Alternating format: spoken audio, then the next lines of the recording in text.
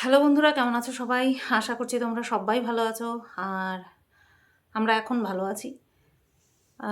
Hello বন্ধুরা এই কারণেই বললাম, কারণ রাত 9:20 বাজে। আর আজ হলো শুক্রবার। আজ হলো শুক্রবার আর এখন বাজে রাত 9:20। আর ভাবলাম এখন একটা ভিডিও করি আমার ব্লগ চ্যানেলের জন্য। সারাদিন কোনো কিছু তোমাদের সাথে আমি শেয়ার করতে পারিনি, কারণ সারাটা দিন আমার এমন গেছে যে সে চিন্তাভাবনার বাইরে। ঠিক আছে, এখন আমি কথা বলতে পারছি। এর আগে আমি একটা কন্ট্রোভার্সি চ্যানেলের জন্য ভিডিও করেছি। আমার মনের জোর নিয়ে তোমাদেরকে নতুন করে আর কিছু বলার নেই, ওই মনের জোরেই উঠে বসে আমি কিন্তু ভিডিওটা করেছি। কিন্তু ওই মনের জোরটাও কখনো কখনো কাজ করে না, ঠিক আছে? তো সেরকমই হয়েছিল আমার। গত 3-4 দিন ধরে আমার পিঠে ব্যথা, তোমাদেরকে বলেছি। আর আমি তো ভাবছিলাম যে আমার এটা গ্যাসের থেকে ব্যথা হচ্ছে। প্রচণ্ড লাইট আপ ডাউন করছে, তাও হচ্ছে। যাই হোক, যে আমার গ্যাসের থেকে এই পিঠে ব্যথাটা হচ্ছে। আর সে ব্যথাটা হওয়ার কারণ হচ্ছে আমি শুটকি বাটা খেয়েছি, তার জন্য মনে হয় আমার অত্যধিক পরিমাণে গ্যাস হয়ে গেছে। এটা কিন্তু আমি অনেকবার বলেছি তোমাদের সাথে ভিডিওর মধ্যে। তো যাই হোক, কিসের থেকে হয়েছে আমি বলতে পারবো না। কিসের থেকে হয়েছে, গ্যাসের থেকে হয়েছে নাকি পেশিতে টান পড়েছে তা জানি না। তবে মঙ্গলবার দিন সকালবেলা বিছানা তুলতে গিয়ে, ঘুম থেকে উঠে বিছানা তুলতে গিয়ে আমি একটা হাঁচি দিই। ওই হাঁচি দেওয়ার পরেই পিঠের ঠিক এইরকম এই জায়গাটায় একটা মানে ঝনাত করে ধরে ওঠে, খিচ মেরে ওঠে। হ্যাঁ, খিচ মেরে ওঠে। আর তারপর থেকেই আমার সেই ব্যথা ব্যথা ব্যথা বাড়ছে বাড়ছে বাড়ছে, কমছে আর না। গ্যাসের ওষুধ তো এক এক দিনে 2টো করে খেয়েছি, কিন্তু কিছুই হয়নি। তারপরে না পেরে সোমবার, মঙ্গলবার, বুধবার দিন আমি মনে হয় দুপুরবেলা একটা জ্বরের ওষুধও খেয়েছি। হ্যাঁ, একটা জ্বরের ওষুধও খেয়েছি। তারপরে একটুখানি কম দেখলাম। গত পরশুদিন একটুখানি কম দেখলাম, মানে বৃহস্পতিবার। হ্যাঁ, বৃহস্পতিবার একটু সকাল থেকে কম দেখলাম, কিন্তু দুপুরবেলার পর থেকে আবারও বাড়তে বাড়তে আবার যেইকে সেই। তো ব্যথাটা এতটাই তীব্র, এতটাই তীক্ষ্ণ ব্যথা যে রাত্রেবেলা আমি ঘুমাতে পারছি না পর্যন্ত। কোনো পাশ ফিরে আমি শান্তি পাচ্ছি না। মানে চিত হয়ে এপাশ ওপাশ কোনো পাশ ফিরে আমি শুতেই পারছি না।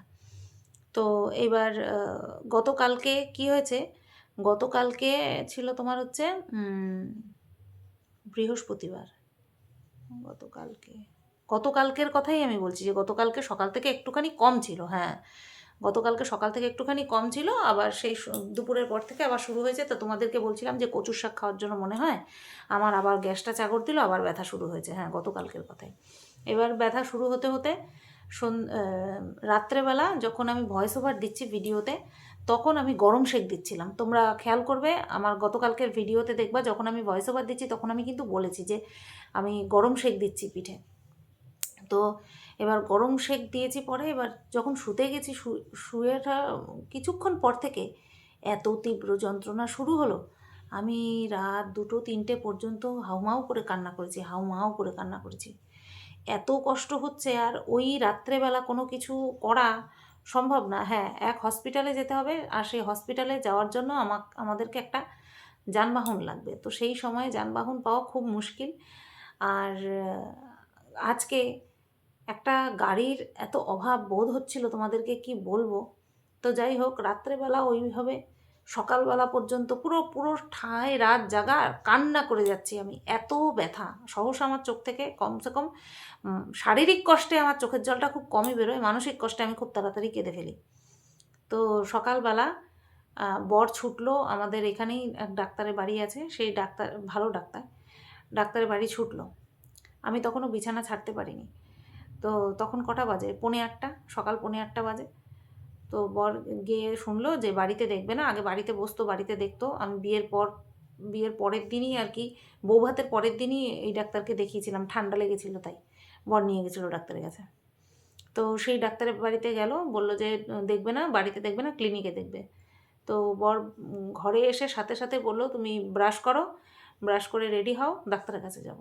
আমি আর কোনো কোনো কিচ্ছু চিন্তা করিনি, সাথে সাথে উঠে রেডি হয়েছি। বিশ্বাস করবে না, আমি যে কী কষ্টে নিজের মাথার চুলটা আঁচড়েছি সেটা তোমাদেরকে কি বলবো। হাত নাড়তে পারছি না আমি, এত করুণ দশা, পুরো এই কবজি পর্যন্ত আমি নাড়তে পারছি না, ব্যথা। তো তারপরে সাইকেল ছাড়া আর কোনো গতি নেই। আমি বললাম তুমি সাইকেল নিলা, আমার এই অবস্থা। বলছে এত সকালবেলা যানবাহন পাবো না। তো সত্যিই রাস্তাঘাট পুরো ফাঁকা। তাই ভাবছিলাম মনে মনে যে এখন যদি আমার কাছে একটা স্কুটি থাকতো, এত কষ্ট করতে হতো না, না ওর এত কষ্ট করতে হতো, না আমার এইভাবে কষ্ট করে যেতে হতো এত শরীর খারাপ নিয়ে। তো যাই হোক, ভাবতে ভাবতে গেলাম। এত সকালবেলা বলে কি হবে, রিসেপশনের ওখানেই দেখলাম 2-3 জন। এবার আমি ভাবলাম হয়তো 2-3 জনের পরেই হয়তো আমি একটু সহ্য করে নেব, সহ্য করতে পারছি না, সহ্য করে নেব।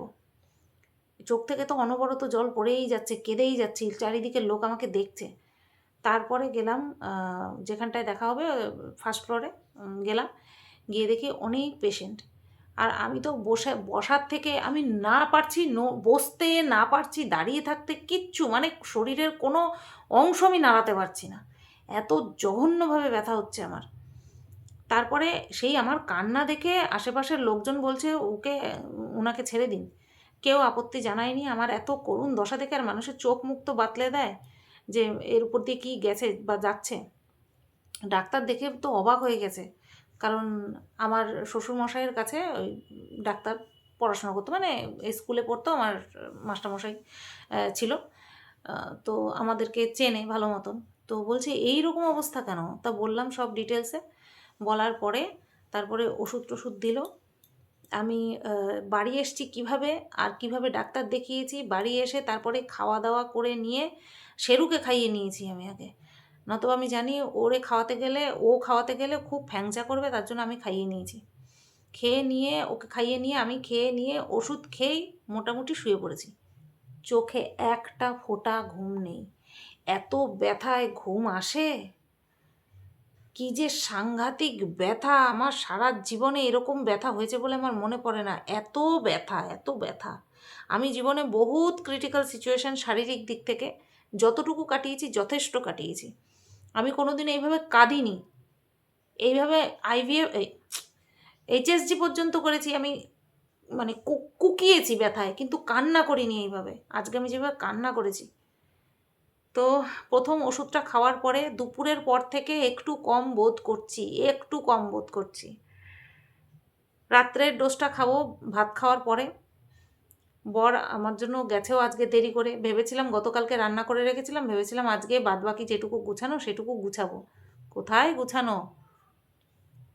দুপুরবেলা স্নান করেছি আমি 3:30 পৌনে 4টের সময় স্নান করতে গেছি। শরীর নাড়াতেই পারছি না, ইচ্ছাই করছে না। স্নান করলাম, খেলাম দিলাম, শোবো, আমি শুইনি, কারণ আমি জানি আমি শুলে এপাশ ওপাশ করবো, আমার ঘুম আসবে না। ব্যথা এত তীব্র, আমার চোখ বন্ধ হচ্ছে না, আমার ঘুম আসছে না। এমন অসুবিধায় পড়েছি আমি, এমন কষ্টে, মানে আমার তখন মনে হচ্ছিল এর থেকে মনে মরে যাওয়া হলো। আমার সকালবেলা এরকম ফিল হচ্ছিল, সারা রাত কান্না করছি তো, আমার মনে হচ্ছে আমি এর থেকে মরে যাই, এত যন্ত্রণা হচ্ছে, কারণ বুঝতে পারছি না কিসের জন্য হচ্ছে। তো যাই হোক, এক ডোজ ওষুধ খেয়েছি, আরেক ডোজ রাত্রেবেলা খাবো। 10 দিনের ওষুধ দিয়েছে, 5 দিনের নিয়ে আসা হয়েছে। আজকে রাত্রেবেলা আবার খাবো, দেখি আজকে রাত্রে আমার ঘুম হয় কি। 3 দিন তো ভালো মতন ঘুম হয়নি। গতকাল রাত্রে ঠাই জাগা আর শুধু কান্না করেছি। চোখের উপর আমার এত প্রেশার পড়েছে, জানি না কি হবে। বর ফোন করেছে, দাঁড়াও,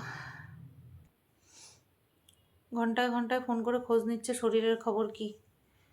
আমি সকালবেলায় রেডি হয়েছি, একবার 3/4 হাতা কুর্তি পরেছি, তারপরে ভাবছি যদি ইঞ্জেকশন দেয় তাহলে তো আমার আবার সেই অসুবিধা হবে।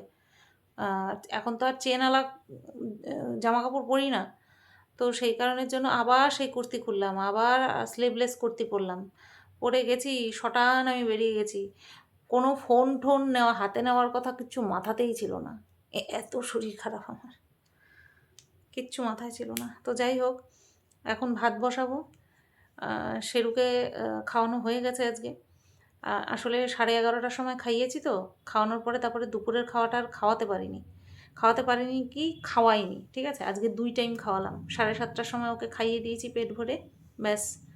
এবার ভাত বসাবো।